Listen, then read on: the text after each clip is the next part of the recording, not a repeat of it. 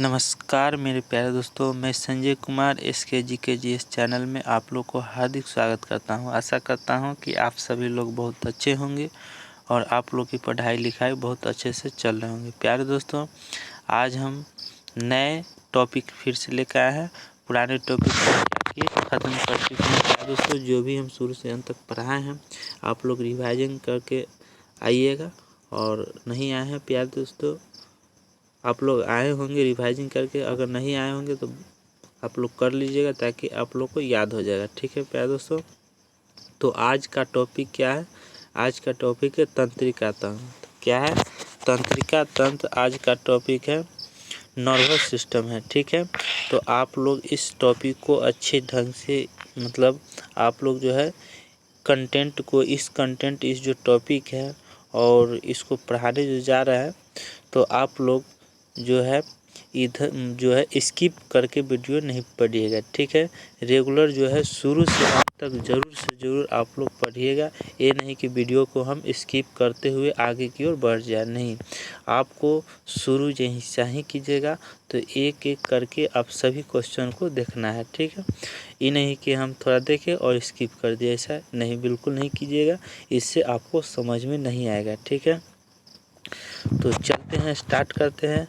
तो प्यारे दोस्तों, स्टार्ट करने से पहले आपको कहना चाहते हैं कि अगर आप लोग इस चैनल पर नए हैं और अभी तक इस चैनल को सब्सक्राइब नहीं किए हैं तो प्लीज़ दोस्तों इस चैनल को सब्सक्राइब कर लीजिए और बेल आइकन घंटी को दबा कर ऑल कर लीजिए, ताकि जो है प्यारे दोस्तों आप लोग को जैसा ही यहाँ से हम पढ़ा के जो भी क्लास जो है या जो भी न्यूज़ आता है, अपडेटेड आता है, उसको हम जो है अपलोड करते हैं, तो उस चीज़ को लाभ जो है सबसे पहले तुरंत आपको मिले, तो तुरंत आपको जो है आपको इसका लाभ मिल जाएगा। इसीलिए आप जैसा ही आप सब्सक्राइब करके रखिएगा चैनल, तभी तो आपको इसका लाभ मिलेगा ना। अगर नहीं रखिएगा तो इससे जो लाभ जो सब्सक्राइब करके रखा है उसी को आपको लाभ मिल जाएगा, आपको नहीं मिलेगा। तो प्लीज़ दोस्तों आप चैनल को सब्सक्राइब कर लीजिए। चलते हैं, स्टार्ट करते हैं, आते हैं क्वेश्चन के ऊपर। ठीक है, तो तंत्रिका तंत्र चैप्टर है, आप लोग लिख लिए होंगे कॉपी में, और आप लोग को याद होगा कि इससे पहले जो भी है टॉपिक हम पढ़ा चुके हैं। ठीक है, तो चलिए तंत्रिका तंत्र से हम स्टार्ट करते हैं। चलिए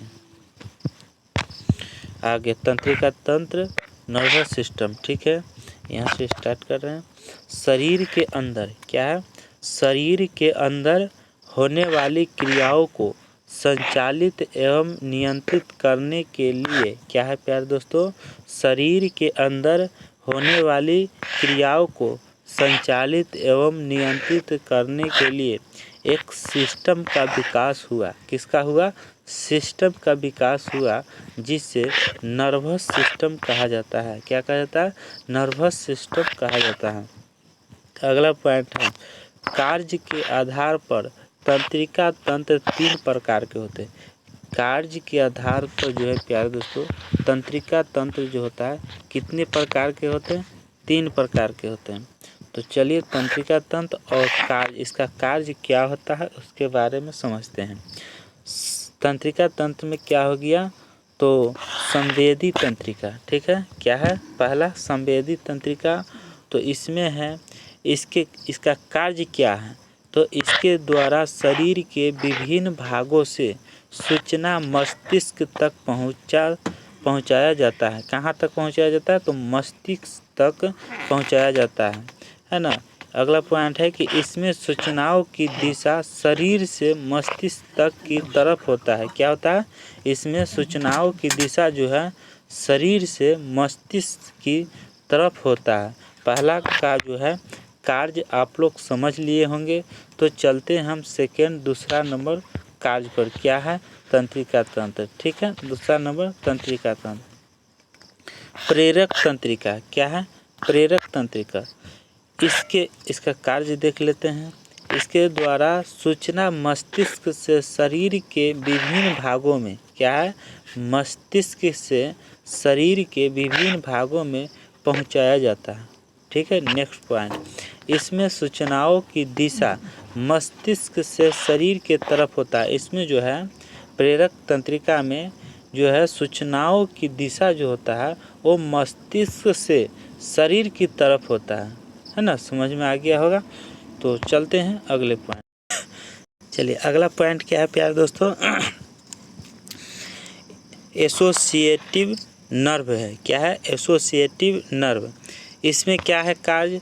यह जो है सेंसर तथा मोटर, क्या है, मोटर नर्व दोनों का कार्य करता है। सेंसर तथा मोटर नर्व दोनों को कार्य करता है। तीनों पॉइंट का जो है तंत्रिका तंत्र का जो कार्य है उसके बारे में जो है हम समझा दिए हैं, तो आप लोग को समझ में आ चुका होगा। ठीक है, अगला पॉइंट है, क्वेश्चन है। तो क्या है? तंत्रिका तंत्र से संबंधित प्रमुख तथ्य है ना। तंत्रिका तंत्र से संबंधित प्रमुख तथ्य हैं। क्या है? न्यूरॉन। क्या है प्यारे दोस्तों? न्यूरॉन की बाहरी सतह पर Na तथा K के कारण धन आयरन, क्या, आयन पाया जाता है, जबकि अंदर के सतह पर Cl के कारण, क्लोरीन के कारण ऋण आयरन पाया जाता है। क्या पाया जाता है?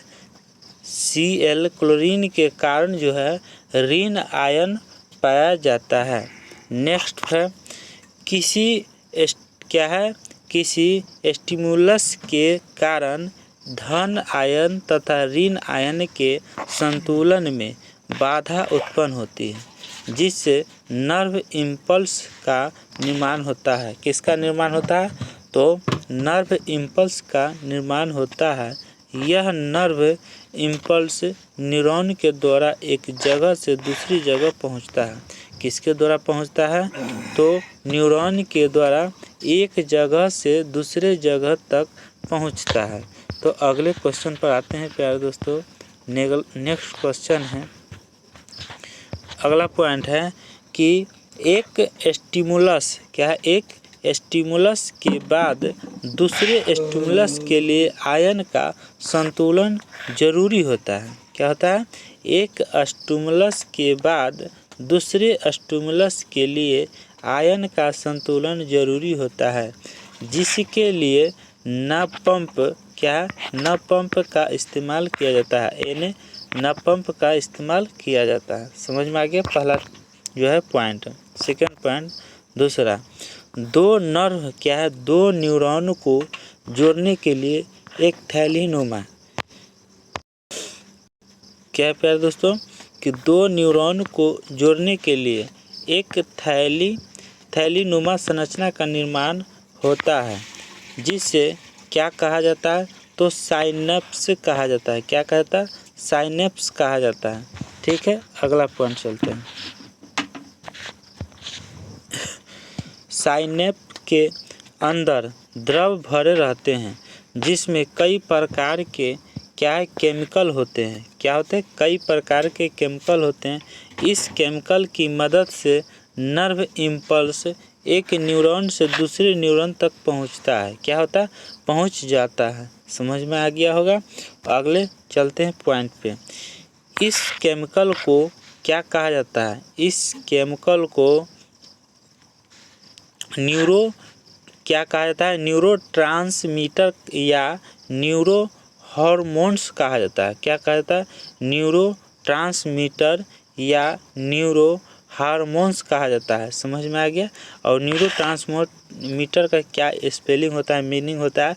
तो NEUROTRANSMITTER है ना। न्यूरोट्रांसमीटर या NEUROHORMONES है ना, न्यूरो हार्मोन्स कहा जाता है। समझ में आ गया होगा। आप लोग ध्यान से देखते चलिए, ठीक है, और समझते चलिए। चलिए अगला पॉइंट है, क्या साइनेप्स में न्यूरोट्रांसमीटर के रूप में क्या है टाइकोलिन, क्या है, एसेटाइकोलिन तथा डोपामाइन, क्या है, डोपामाइन नामक हार्मोन पाए जाते हैं। क्या होता है? डोपामाइन नामक हार्मोन पाए जाते हैं। समझ में आ गया। अगले पॉइंट, एसेटाइकोलिन कोलिन की कमी से क्या होता है? तो अल्जीमर क्या होता है? अल्जाइमर नामक बीमारी होती है। क्या होता है? अल्जाइमर जो होता है, अल्जाइमर नामक बीमारी होती है जिसमें व्यक्ति को याददाश्त से याददाश्त से संबंधित समस्या हो जाती है। अगला पॉइंट है कि डोपामाइन की कमी से पार्किंसंस पार्किंसंस नामक बीमारी हो जाती है, बीमारी होती है जिसमें व्यक्ति के हाथ पांव तथा चेहरे में थरथराहट बनी रहती है। क्या होता है? थरथराहट बनी रहती है। नेक्स्ट, शरीर में सूचना का आदान प्रदान होता है तंत्रिका द्वारा। किसके द्वारा? तंत्रिका द्वारा होता है। शरीर में सूचना का आदान प्रदान किसके द्वारा होता है? तो तंत्रिका के द्वारा होता है। ठीक है। नेक्स्ट पॉइंट, अगले पॉइंट पर आते हैं। प्यारे दोस्तों, आप लोग बने रहें। कैसा लग रहा है क्लास आज का? तो अगर अच्छा लग रहा है तो प्लीज़ दोस्तों आप कमेंट बॉक्स में अपना प्रतिक्रिया ज़रूर दें और कमेंट बॉक्स में अपना बताइए कि कैसा आज का क्लास है। ठीक है। और इस वीडियो को लाइक और शेयर ज़रूर कीजिएगा। ठीक है। चलते हैं अगला जो है क्वेश्चन। शरीर के अंतर्गत होने वाले शरीर के अंतर्गत होने वाले वॉल्यूंटरी वॉल्यूंटरी एक्शन की नियंत्रण करता है कौन? तो तंत्रिका तंत्र करता है तंत्रिका तंत्र करता है। नेक्स्ट पॉइंट है, तंत्रिका तंत्र की इकाई होता है। क्या होता है? तो न्यूरॉन होता है। तंत्रिका तंत्र की इकाई होता है न्यूरॉन। क्या होता है? न्यूरॉन होता है। नेक्स्ट, जन्म के समय न्यूरॉन की संख्या होती है। जन्म के समय न्यूरॉन की संख्या कितना होता है? तो लगभग 12 मिलियन होता है। क्या होता है? 12 बिलियन होता है। ठीक है। नेक्स्ट, अगला क्वेश्चन है, मानव तंत्रिका तंत्र human nervous system. Human nervous system English में इसको बोला जाता है मानव तंत्रिका तंत्र। मानव तंत्रिका तंत्र हिंदी में हुआ और इसी को इंग्लिश में कहते हैं ह्यूमन नर्वस सिस्टम। ठीक है। चलिए आते हैं, इसको देखते हैं। चलिए, ये है जो देख लीजिए, यही जो है मानव तंत्रिका तंत्र है। ठीक है ना, ह्यूमन नर्वस सिस्टम है। ये जो फिगर देख रहे हैं आप लोग, चित्र देख रहे हैं, यही है मानव तंत्रिका तंत्र। इसी को समझाते हैं। यहाँ से यहाँ जो गया है, ये जो चित्र गया है, इसको क्या कहते हैं? लकीर को तो निसल्स कण कहते हैं। क्या कहते हैं? निसल्स कण कहते हैं। और यहाँ से यहाँ किया है, इसी बगल से निकला, इसको कहते हैं सेल बॉडी, कोशिका काय कहा जाता है। क्या? कोशिकाएं कहा जाता है, सेल बॉडी। ठीक है। इसी के बीच में एक होता है गोल, जो व्हाइट और ब्लैक होता है छोटा। तो व्हाइट को जो है इस यहाँ लकीर से प्रतीत किया गया है। क्या? एक केंद्रक है ना, न्यूक्लियस है। केंद्रक को इंग्लिश में कहते हैं न्यूक्लियस। ठीक है। तो केंद्रक है, समझ में आ गया। और यहाँ से जो है, यहाँ से देखिए, ये है, ये इसको क्या कहा जाता है? इसको कहते हैं स्वान कोशिका। क्या कहता है? स्वान सेल कहते हैं इंग्लिश में। सेल में इंग्लिश में कहते हैं स्वान सेल और हिंदी में स्वान कोशिका। ठीक है। और यहाँ से देखिए, यहाँ से क्या है प्यारे दोस्तों, इसको क्या कहा जाता है? तो इसको कहा जाता है रैनवियर के नोड। क्या कहता है? रैनवियर मतलब नोड ऑफ रैनवियर। इंग्लिश में क्या कहेंगे? नोड ऑफ रैनवियर कहा जाता है। अगले पॉइंट देखते हैं, चलते हैं। यहाँ तक आप लोग समझ गए होंगे, तो अगला पॉइंट देखते हैं। ठीक है। अगले क्वेश्चन है, यहाँ से यहाँ आप लोग ध्यान दीजिए। इस पॉइंट को क्या कहा जाएगा? इस पॉइंट को कहा जाएगा तंत्रिकाक्ष। क्या है? तंत्रिकाक्ष कहा जाता है। इसको एक्सॉन कहा जाएगा। ठीक है। और इस पॉइंट को क्या कहा जाएगा प्यारे दोस्तों? तो दुम्राक्ष है। क्या कहा जाएगा? दुम्राक्ष है। ठीक है। और इंग्लिश में क्या कहा जाएगा? तो इंग्लिश में कहा जाएगा डेंड्राइट। ठीक है। अगला पॉइंट देखिए, इस पॉइंट को अगर देखा जाए तो इसको क्या कहा जाएगा? तो माइलिन आवरण। क्या कहा जाएगा? माइलिन आवरण कहा जाएगा, आवरण। ठीक है। और इस पॉइंट को क्या कहा जाएगा? इस पॉइंट को कहा जाएगा तंत्रिकाक्ष शिरा। क्या है? तंत्रिकाक्ष शिरा इस पॉइंट को कहा जाएगा। तो आप लोग तंत्रिका तंत्र की आप लोग पूरी तरह से समझ चुके होंगे कि क्या क्या होता है मानव तंत्रिका तंत्र में, है ना। तो चलते हैं, इस आगे बढ़ते हैं। चलिए, चलिए आगे आ चुके हैं क्वेश्चन के ऊपर, ठीक है। कोशिका प्रमुख तथ्य हैं। कोशिका में हो गया सेल बॉडी, ठीक है। इसका प्रमुख तथ्य क्या होता है? इसमें एक केंद्रक तथा कोशिका द्रव उपस्थित होता है। क्या होता है? उपस्थित होता है। इसमें जो है कोशिका सेल बॉडी में जो है केंद्रक तथा कोशिका द्रव, सेल बॉडी में क्या उपस्थित होता है? केंद्रक या तथा कोशिका द्रव उपस्थित होता है, समझ गए होंगे। और इस द्रव में सेल बॉडी में अनेक प्रोटीन युक्त कण होते हैं जिसे निःशिल्स कण कहते हैं, है ना। तो आपको सेल बॉडी कोशिकाएं समझ में आ गया होगा, ठीक है। तो चलते हैं, अगला है दुमिका। क्या है? दुमिका, डेंड्राइट्स। कोशिकाएं में निकले हुए पतले तंतु दुमिका कहलाती है। कोशिकाओं में निकले हुए पतले तंतु दुमिका कहलाती है, समझ में आ गया होगा। अगला पॉइंट है तंत्रिकाक्ष। यह एक न्यूरॉन से दूसरे न्यूरॉन तक संदेश वाहक का कार्य करता है। तंत्रिकाक्ष जो है यह एक न्यूरॉन से दूसरे न्यूरॉन तक संदेश वाहक का कार्य करता है। तो यहाँ तक कैसा लगा? अगर अच्छा लगा होगा तो कमेंट बॉक्स में ज़रूर अपना प्रतिक्रिया दें और अपना जो है कमेंट ज़रूर कीजिए, ठीक है। तो देखते हैं आज कौन कौन कमेंट कर रहा है, ठीक है। और आप लोगों को समझ में आ रहा है तो यस कीजिए, ठीक है।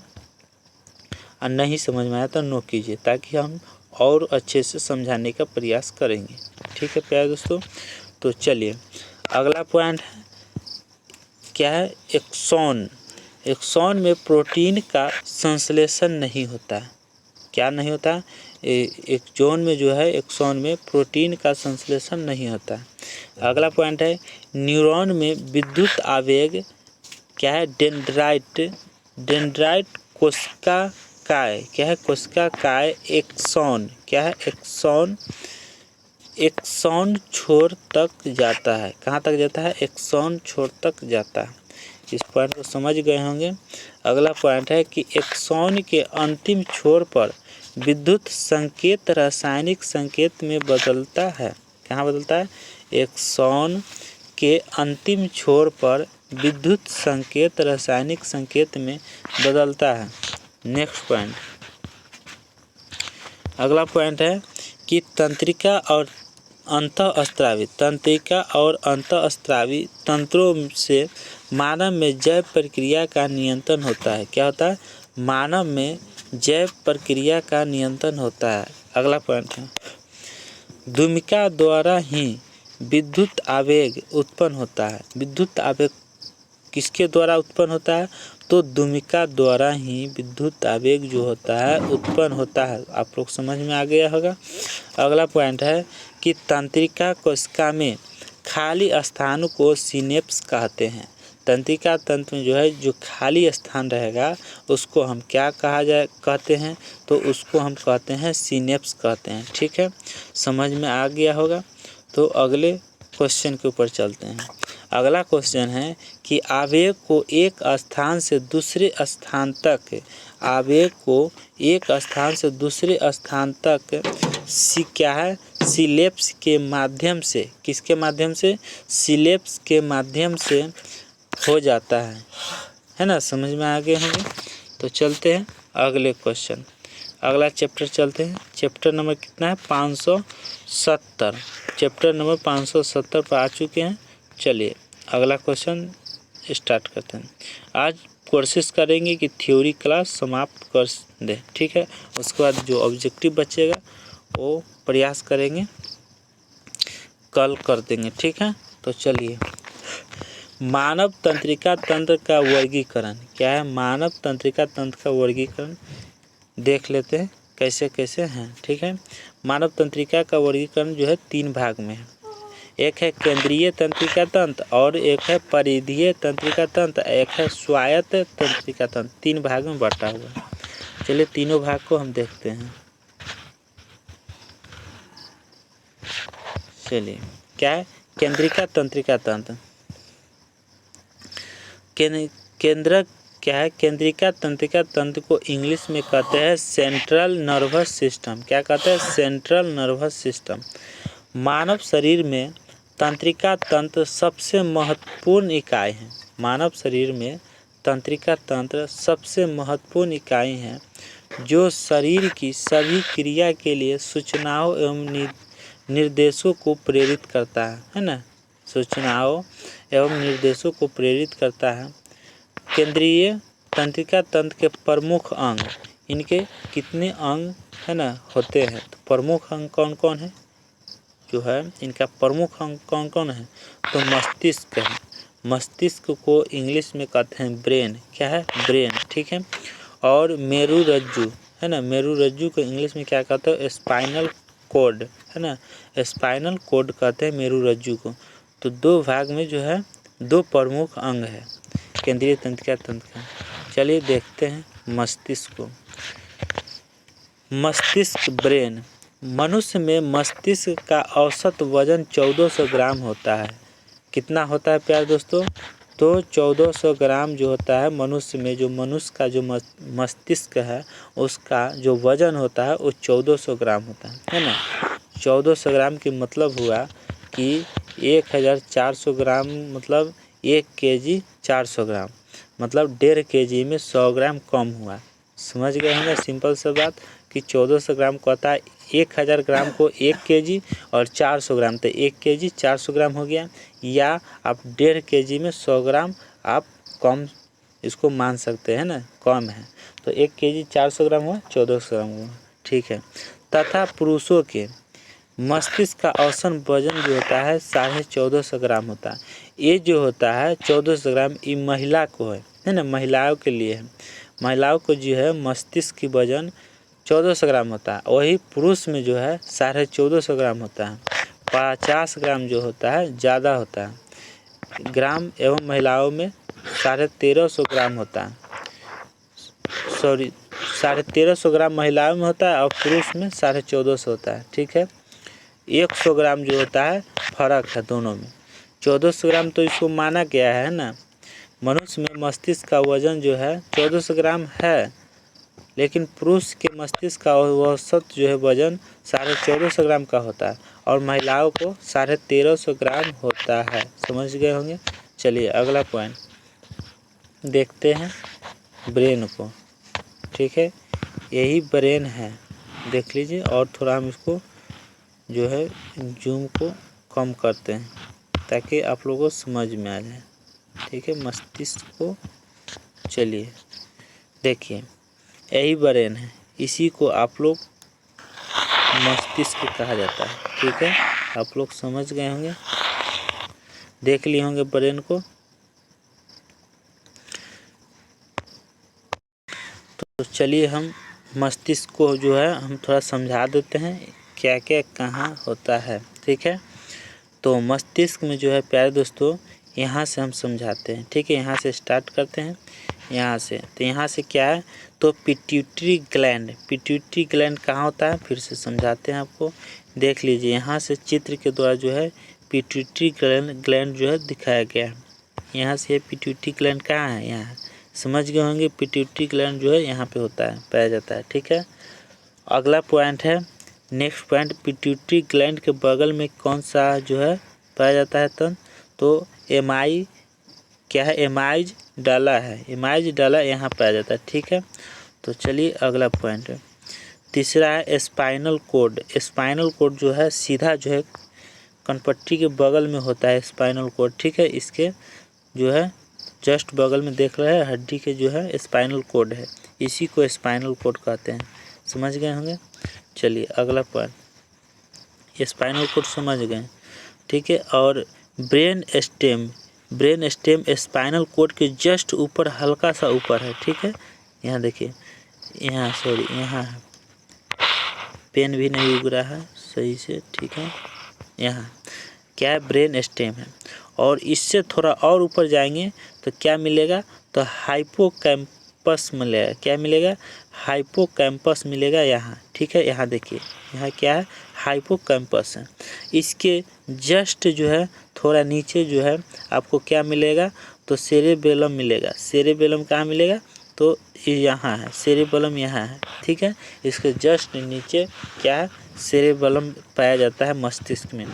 और यहाँ जो है लेफ्ट हेमाइस्फेयर क्या है? यहाँ जो है पीछे वाला जो है इसको लेफ्ट हेमीस्फेयर कहा जाता है। इसी को कहा जाता है हेमीस्फेयर, ठीक है। और इसको जो है इसको जस्ट बीच में जो है इसको क्या कहा जाएगा?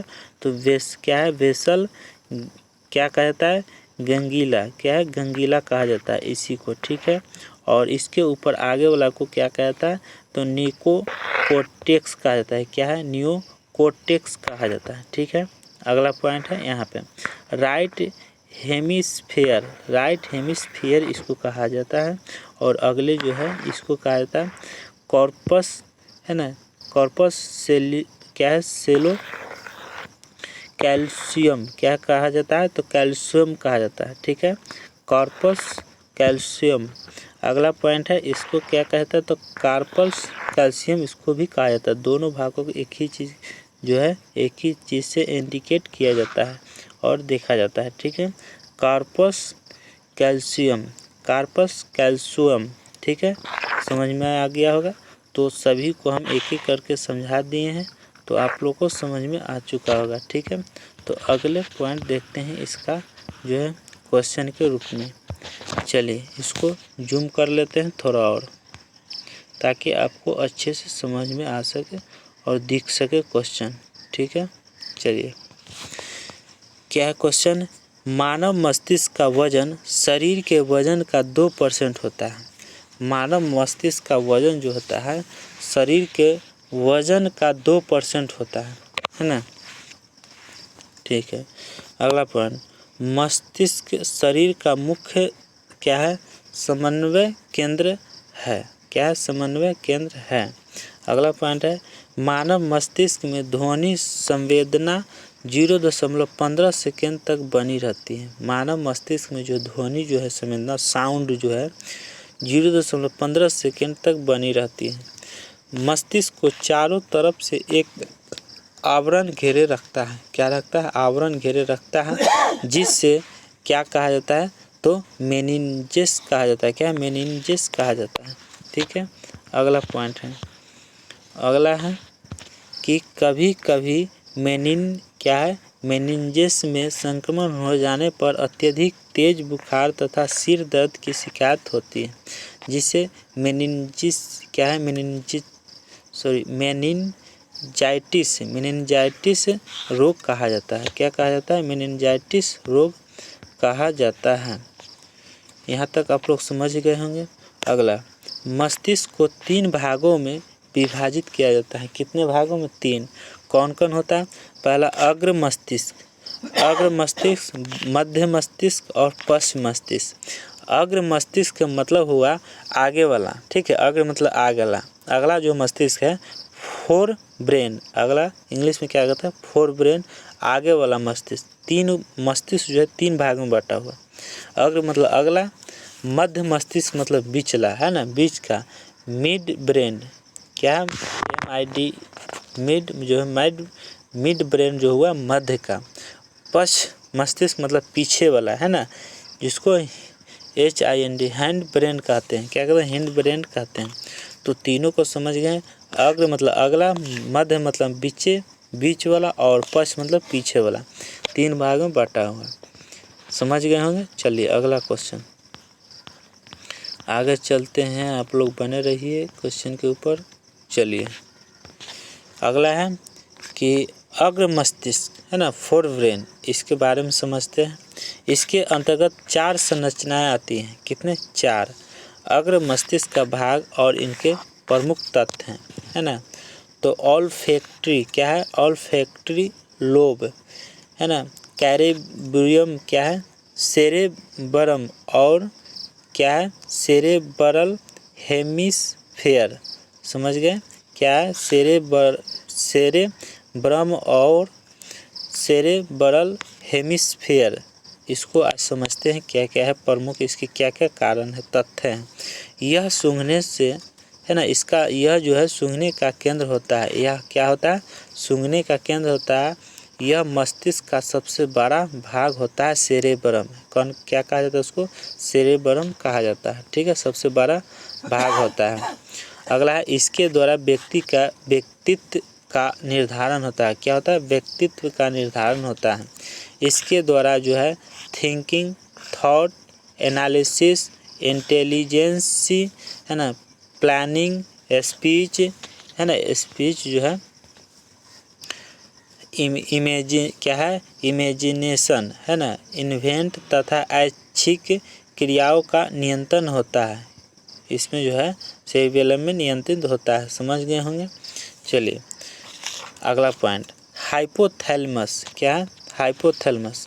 सेकेंड, इसके द्वारा भूख, प्यास, है ना, प्यार, नफरत, सुख, दुख, रक्त दाब तथा शरीर का तापमान नियंत्रित होता है। किसमें? हाइपोथैलेमस में।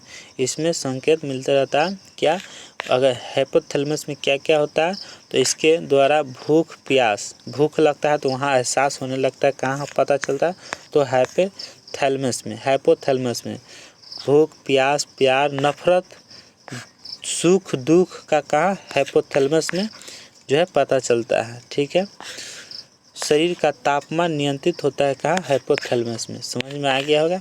अगला थैलेमस, इसमें जो है यह दर्द, गर्म, ठंडा, जैसे दर्द का महसूस होगा समझिए कि थैलेमस का वहाँ सूचना मिल जाता है। ठीक है, थैलेमस को पता चल जाता है यह दर्द, गर्म, ठंडा, नींद से जगने का केंद्र कहाँ होता है? तो थैलेमस में होता है। समझ गए? तीनों पॉइंट को आपको समझा दिए, समझ चुके होंगे। चलिए अगला पॉइंट इसमें नोट में देख लेते हैं। नोट पढ़ना इम्पोर्टेंट है ना, यहीं से क्वेश्चन जो है आपको एग्ज़ाम में आने वाला है। चलिए नोट्स पर जो है आप लोग ज़रूर से ज़रूर अच्छे ढंग से ध्यान दीजिएगा। क्या है? शरीर के आंतरिक ताप का नियंत्रण हाइपोथैलेमस से तथा ब्राह्मण ताप का नियंत्रण थैलेमस से होता है। शरीर के आंतरिक ताप का नियंत्रण जो है हाइपोथैलेमस से तथा ब्राह्मण ताप का नियंत्रण थैलेमस से होता है। पहला क्वेश्चन समझ गए। दूसरा, हाइपोथैलेमस पीयूष ग्रंथि से संबंधित सभी क्रियाओं का नियंत्रण करता है।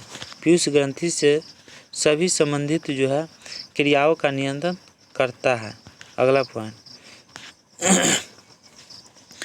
थैलेमस पीनियल ग्रंथि से संबंधित क्रियाओं से नियंत्रित करता है।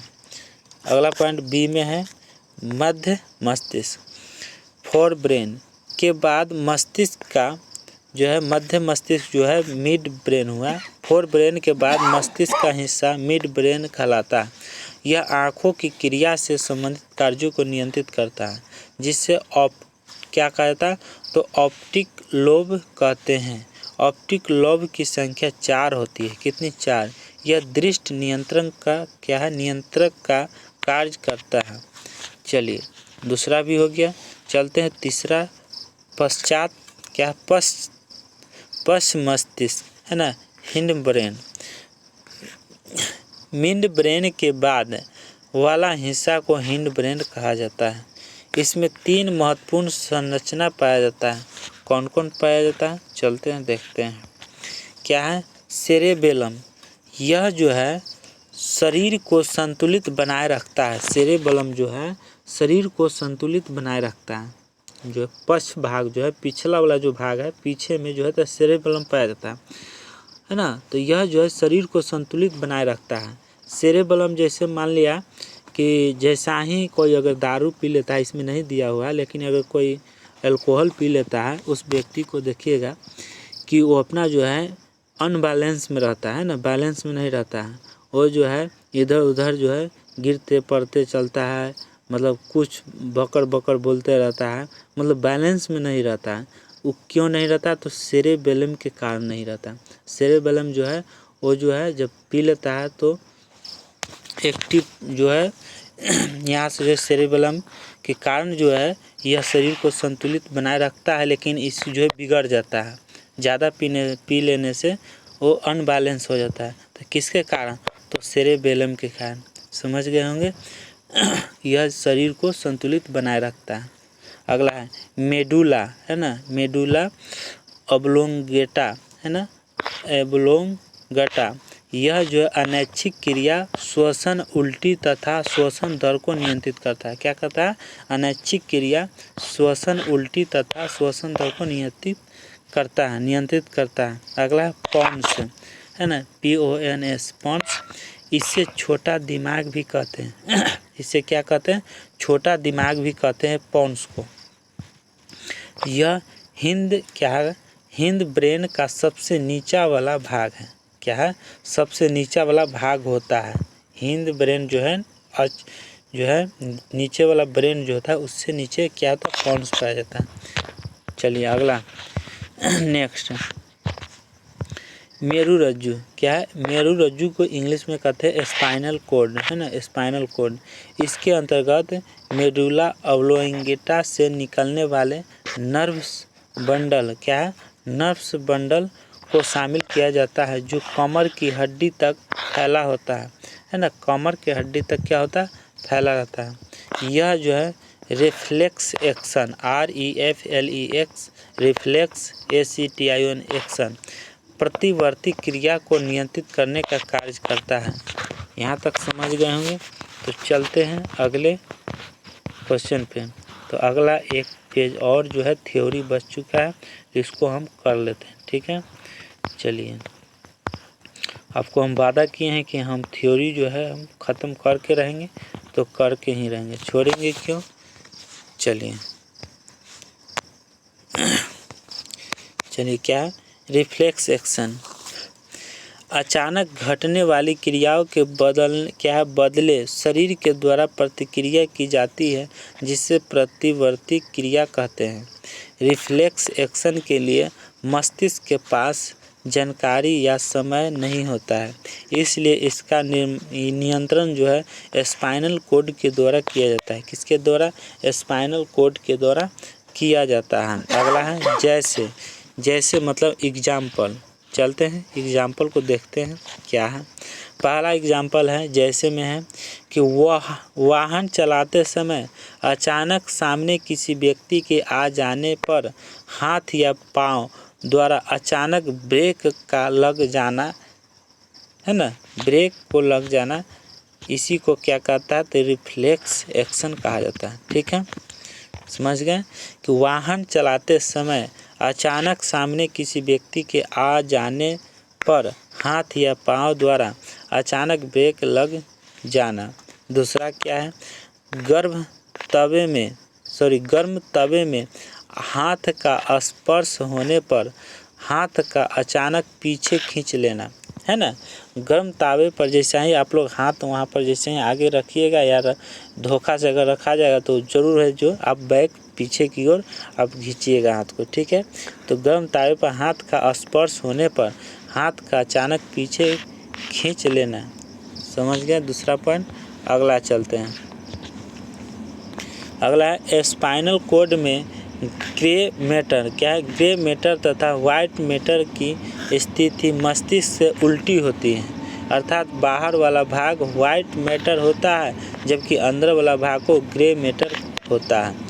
समझ गए? अंदर वाला को ग्रे मैटर, बाहर वाला को वाइट मैटर कहा जाता है। चलिए नेक्स्ट, परिधीय तंत्रिका तंत्र। क्या है? परिधीय तंत्रिका तंत्र इंग्लिश में क्या कहते हैं? तो इंग्लिश में कहते हैं पेरीफेरल। क्या है? Peripheral nervous system. परिधीय तंत्रिका तंत्र को इंग्लिश में क्या कहा जाता है? Peripheral nervous system. केंद्रीय तंत्रिका तंत्र को शरीर के विभिन्न संवेदी एवं क्रियात्मक भागों से जोड़ने वाले धागेनुमा तंत्रिका को परिधीय तंत्रिका तंत्र कहते हैं। परिधीय तंत्रिका तंत्र दो प्रकार के होते हैं। कौन कौन होते हैं? चलिए देखते हैं। दो प्रकार के होते हैं परिधीय तंत्रिका तंत्र। प्रमुख तथ्य, इनका प्रमुख तथ्य। कपालीय तंत्रिका तंत्र। पहला क्या है? कपालीय तंत्रिका तंत्र। इसमें 12 जोड़ी तंत्रिकाएं होती हैं। कपालीय तंत्रिका तंत्र में 12 जोड़ी तंत्रिका होती है। यह मस्तिष्क से निकलकर परिधीय अंग तक जाता है। मस्तिष्क से जो है निकलकर परिधीय अंग तक जाता है। नेक्स्ट, अगला है मेरु तंत्रिकाएँ। क्या है? मेरु तंत्रिकाएँ। क्या है? इसमें जो है 31 जोड़ी तंत्रिकाएँ होती है। मेरु तंत्रिकाएँ में 31 जोड़ी तंत्रिकाएँ होती है। यह मेरुदंड स्पाइनल कॉर्ड से निकलकर परिधीय अंग तक क्या होता है? जाता है। समझ चुके होंगे। चलिए अगला है स्वायत्त। क्या? स्वायत्त तंत्रिका तंत्र। इसको इंग्लिश में कहते हैं autonomic nervous system. Autonomic nervous system की अवधारणा लैंगनी ने वर्ष 1921 में प्रस्तुत की। तो ऑटोनॉमिक नर्वस सिस्टम की अवधारणा किसने की? तो आंसर मारिएगा लैंगनी। क्या? लैंगली ने किया। किस वर्ष किया? तो 1921 में किया था। समझ गए होंगे। चलिए अगला क्वेश्चन। अगला है प्यारे दोस्तों कि यह विभिन्न प्रकार की अलैच्छिक क्रियाओं को सुचारू रूप से क्रियाशील करता है। यह विभिन्न प्रकार की अलैच्छिक क्रियाओं को सुचारू रूप से क्रियाशील करता है। अगला पॉइंट है इससे तंत्रिका तंत्र का निर्माण केंद्रीय तथा परिधीय तंत्रिका तंत्र से मिलाकर होता है ना। इससे तंत्रिका तंत्र का निर्माण केंद्रीय तथा परिधीय तंत्रिका तंत्र से मिलाकर होता है। चलिए नोट में देखते हैं। नोट में है कि विद्युत आवेग उत्पन्न करता है। विद्युत आवेग उत्पन्न करता है दुमका। आपका आंसर हो जाएगा दुमका के द्वारा। ठीक है, आपका आंसर क्या हो जाएगा? दुमका हो जाएगा। तंत्रिका कोशिका में खाली स्थान को क्या कहा जाता है? तो सिनेप्स कहा जाता है। तंत्रिका कोशिका में खाली स्थान को सिनेप्स कहा जाता है। तंत्रिका तंत्र का प्रारंभ सर्वप्रथम किस में हुआ था? तो हाइड्रा में हुआ था। कहाँ से प्रारंभ हुआ था? तो हाइड्रा से। मनुष्य में परिधीय तंत्रिका तंत्र में तंत्रिका की संख्या होती है 43 जोड़ी। 31 + 12 होती है। कितनी होती है? 31 + 12 टोटल 43 जोड़ी होती है। समझ में आया गया होगा। चलिए अगला है मनुष्य में मेरु तंत्रिका में तंत्रिकाओं की संख्या कितनी होती है? तो 31 जोड़ी होती है। मनुष्य में मेरु तंत्रिका में तंत्रिकाओं की संख्या कितनी होती है? 31 जोड़ी होती है। चलिए नेक्स्ट आते हैं नेक्स्ट क्वेश्चन। चलिए यहाँ से आ जाइए, बने रहिए आप लोग। प्यारे दोस्तों, अगर आप लोग इस चैनल पर नए हैं और अभी तक चैनल को सब्सक्राइब नहीं किए हैं तो प्लीज़ दोस्तों इस चैनल को सब्सक्राइब कर लीजिए और बेल आइकन घंटे को दबाकर ऑल कर दीजिए। और इस वीडियो को लाइक और शेयर ज़रूर कीजिएगा ताकि किसी गरीब बच्चे हैं जो पेड कोर्स नहीं लेना चाहते किसी भी टीचर का और उनको पैसा नहीं है, पैसा से तंग है, तो उनको ज़रूर आप इस वीडियो को शेयर कीजिए ताकि फ्री में उनको जो है इस कंटेंट को, और किसी की भी तैयारी कर रहे हैं तो उसको क्या है इस वीडियो से लाभ मिल सके और तैयारी कर सके अच्छे ढंग से। तो ज़रूर से ज़रूर आप लोग जो है वीडियो को शेयर कर दीजिएगा। ठीक है, चलते हैं अगला क्वेश्चन।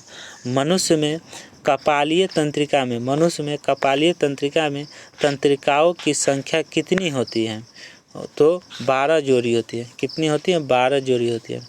मानव मस्तिष्क का वजन लगभग 1400 ग्राम होता है। अगर क्वेश्चन पूछा जाएगा कि मानव मस्तिष्क का वजन कितना होता है, मानव अगर लगा दिया मस्तिष्क तो आप मारिएगा 1400। इसी में पूछ दिया जाए कि महिलाओं में मस्तिष्क का वजन कितना होता है तो मारिएगा आप लोग वहाँ महिलाओं अगर लगा दिया तो आप लोग को लगाना है 1350 होता है। कितना? 1350 ग्राम होता है महिलाओं में। यहाँ इस आगे पीछे पढ़ चुके हैं। और पुरुष में अगर पूछा जाए तो 1450 मारिएगा। कितना? 1450 पुरुष में मारिएगा ज़रूर। पुरुष में अगर पूछेगा तब, अब महिला में पूछेगा तो 1350। अगर मानव मस्तिष्क सीधा पूछ दिया तो 1400 मारेंगे। समझ गए होंगे आप लोग। ठीक है, चलते हैं अगले क्वेश्चन। तीनों क्वेश्चन हम समझा दिए। अगला है प्रतिवर्ती क्रियाओं का पता सर्वप्रथम किसने लगाया था? तो मार्शल हॉल ने लगाया था। किसने? मार्शल हॉल ने लगाया था। अगला पॉइंट है सेरेब्रल। क्या है? सेरेब्रल पाल्सी एक मस्तिष्क संबंधी विकार है जो सामान्यतः पाया जाता है छोटे बच्चों में। कहाँ पाया जाता है? तो छोटे बच्चों में पाया जाता है। अगला पॉइंट है एक तंत्रिका कोशिका का क्रियात्मक विभव होता है +15 से +20 मिली वोल्ट तक होता है। ठीक है, अगला पॉइंट, अगला है प्यारे दोस्तों, यह भी जानिए, क्या जानिए, तो वैसे पदार्थ जिसके सेवन से साइनेप्सिस में स्थित न्यूरोट्रांसमीटर का कार्य बाधित हो जाता है, अर्थात सूचनाएं साइनेप्स से आगे नहीं बढ़ पाती है, उससे क्या कहता है, तो नारकोटिक मटेरियल कहा जाता है। क्या कहता है, नारकोटिक मटेरियल कहा जाता है। समझ गए होंगे, चलते हैं आगे। इसके सेवन से व्यक्ति कुछ देर के लिए तनाव से मुक्त हो जाता है, लेकिन लंबे समय तक सेवन करने से व्यक्ति को ड्रग एडिक्शन की बीमारी हो जाता है। क्या, ड्रग एडिक्शन की बीमारी हो जाता है। अगला है विभ्रम है ना।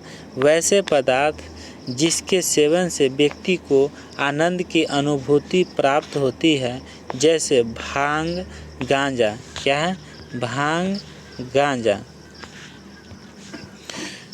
समझ गए होंगे। वैसे पदार्थ जिसके सेवन से व्यक्ति को आनंद की अनुभूति प्राप्त होती है, वो जो है भांग, गांजा है। ठीक है। नाक महक इंद्री है ना, नाक में जो है महक इंद्री, तो इसको चलते हैं समझते हैं। नाक महक संवेदना को ग्रहण करता है।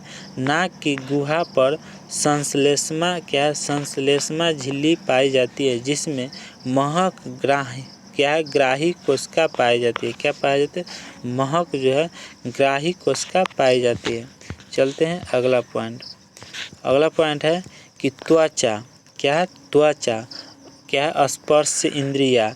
स्पर्श की संवेदनशीलता पूरे शरीर में फैली होती है। त्वचा और अन्य भागों की तंत्रिका कोशिका के अंतिम छोर स्पर्श संवेदन को मस्तिष्क तक पहुंचाता है ना। चलते हैं आगे। ईईजी, क्या है, ईईजी मतलब क्या होता है, तो इलेक्ट्रोसेफलोग्राम है ना। यह जो है एक परीक्षण की विधि है जिसके द्वारा मस्तिष्क के पोटेंशियल, क्या है, पोटेंशियल की जांच की जाती है। अगला पॉइंट है एईएस है ना, एक्वेट इंसेफेलिटिस।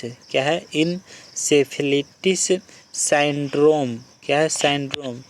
यह जो है 5 साल से कम उम्र के बच्चों में होने वाली एक बीमारी है।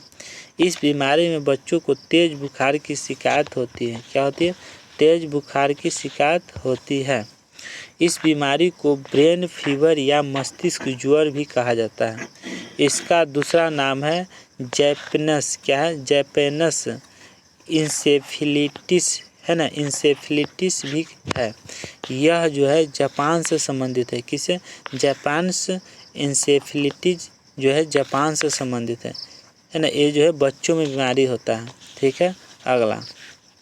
अगला है ईसीजी, इलेक्ट्रोकार्डियोग्राम। ईसीजी को फुल फॉर्म क्या है, इलेक्ट्रोकार्डियोग्राम। इसका उपयोग जो है हृदय की गतिविधियों का पता लगाने में किया जाता है। हृदय से संबंधित जो भी रोग है उसको पता लगाने के लिए इलेक्ट्रोग्राम जो मशीन है ना, इलेक्ट्रोकार्डियोग्राम मशीन है, उससे क्या है, पता लगाया जाता है हृदय से जो भी संबंधित रोग है। ठीक है, जांच किया जाता है। तो आप लोग यहाँ तक समझ गए होंगे। तो आगे क्वेश्चन क्या है, ऑब्जेक्टिव है। तो ऑब्जेक्टिव कितना है आपको दिखा देते हैं। लगभग आपको 2 पेज ऑब्जेक्टिव है। तो प्यारे दोस्तों 2 पेज में कितना है, लगभग 39 क्वेश्चन है। तो आप लोग जो है 39 क्वेश्चन को क्या करें, 39 क्वेश्चन को हम कल करा देंगे क्वेश्चन। ठीक है, आप लोग जो है कल के लिए रेडी रहिएगा। कल हम समाप्त कर देंगे ऑब्जेक्टिव क्वेश्चन। जो है ऑब्जेक्टिव क्वेश्चन हम कल समाप्त करके, हो सकता है कि कल हम नया टॉपिक को हम आप लोग को स्टार्ट कर दें। नया टॉपिक क्या है आप लोग के लिए वो भी हम बता देते हैं।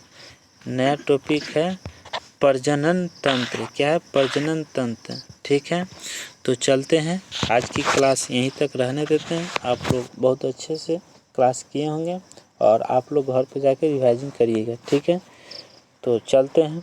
जाते जाते फिर कहना चाहते हैं कि अगर आप लोग नए हैं और अभी तक चैनल को सब्सक्राइब नहीं किए तो सब्सक्राइब कर लीजिए और बेल आइकन घंटी को दबा के ऑल कर लीजिए। और इस बुक की PDF अगर चाहिए तो इस वीडियो के डिस्क्रिप्शन में लिंक दिया गया है टेलीग्राम का, वहाँ से आप लोग ज्वाइन हो जाइए। वहाँ पे आपको इसका PDF जो है फ्री में प्रोवाइड कराया गया है, आप वहाँ से ले सकते हैं, ठीक है।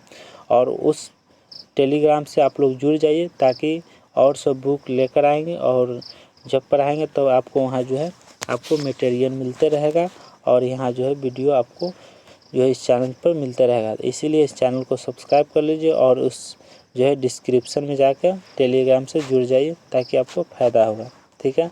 तो चलते हैं प्यारे दोस्तों। जय हिंद, जय भारत। थैंक यू दोस्तों।